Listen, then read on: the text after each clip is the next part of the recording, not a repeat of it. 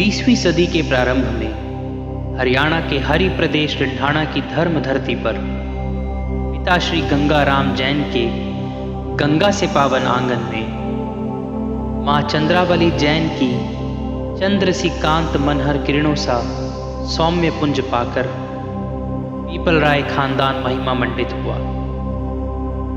लंबा छरहरा बदन, लंबी शुक नासिका, लाल लाल होठों का मधुस्मित हास्य, उन्नत भाल, युग पुरुष की स्तुति पाठ में गुनगुन कर उठा। संस्कारों का देवालय बराबर घर था। बचपन से ही रात्रि भोजन से निवृत्ति उनके स्वास्थ्य हठता की मंगल पाठ बन गई थी। सप्त को व्यसनों के नाम सुनने मात्र से आत्मा कांप जाती थी।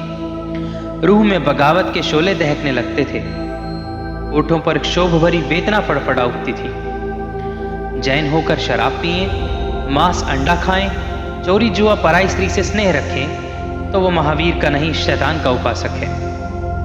अपने पड़ोसी चौधरी केहर सिंह जाट जैन के साथ बैठकर बंगले में समाइक करना, धर्मस्तवन पाठ गुनगुनाना उनके मधुर कोकिल कंठ का रस घोलता था।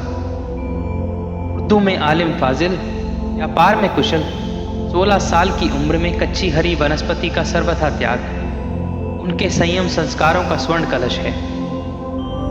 यौवन में शादी के बाद 2 पुत्रों की प्राप्ति हुई। बड़े सुपुत्र श्री प्रकाश चंद्र, छोटे सुपुत्र श्री राम प्रसाद जैन। छोटे पुत्र के जन्म के 6 दिन बाद पत्नी का अचानक देह त्याग हो गया। वज्रपात सा दुख, परंतु पुनर्विवाह ना कराने की 23 वर्ष की उम्र में पत्नी की चिता के शोलों पर ली गई प्रतिज्ञा उनके महामान्य होने का प्रशस्ति पत्र है। कटरा लेसवा चांदनी चौक दिल्ली में भरपूर कपड़े का व्यापार छोड़कर दोनों पुत्रों के साथ दीक्षा धारण की। 18 जनवरी 1945 का वो दिवस उत्तर भारत के सौभाग्य का शिलान्यास था। गुरु मदन का गौरव इस त्रिवेणी से 3 काल 3 लोकव्यापी हो गया।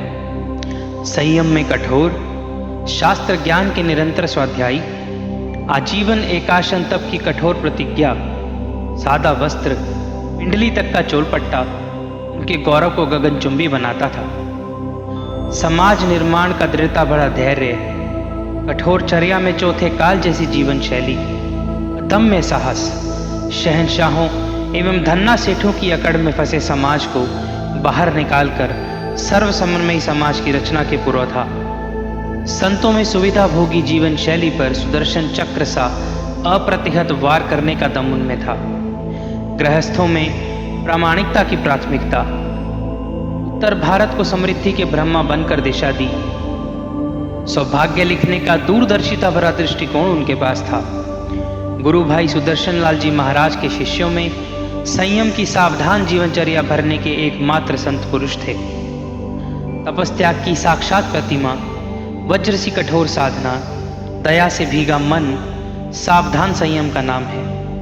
उन्हीं बद्री प्रसाद 5 अगस्त 1987 को सोनीपत हरियाणा में संथारा ग्रहण किया और 72 दिन के सर्वोच्च सर्वोत्तम संथारे के स्वर्ण पुरुष कहलाए। मृत्यु को ललकारने वाले ब्रह्मर्षि बने। मृत्यु मनुष्य के हाथ का खिलौना है, जैसे शौर्यपूर्ण संकल्प के महायोगी बने। राजा, महाराजा, सेठ, सेनापति, साहूकार और गरीबों के बराबर सेव्य महामहिम कहलाए। 16 अक्टूबर 1987 को सोनीपत बद्री धाम में अशेष होकर महेश बनने वाले तपस्वी सम्राट अपने 2 लाल एवं अपने गुरु भाई सुदर्शन लाल जी महाराज के सुशिष्य मुनि सुंदर को सभी उपलब्धि, सिद्धि एवं शांति के सूत्र सौंपकर ब्रह्मलीन हो गए। ऐसी पुण्य आत्मा के पूज्य चरणों की कृपा में नत शिष्यों का भाव भरा वंदन, भाव भरा नमन।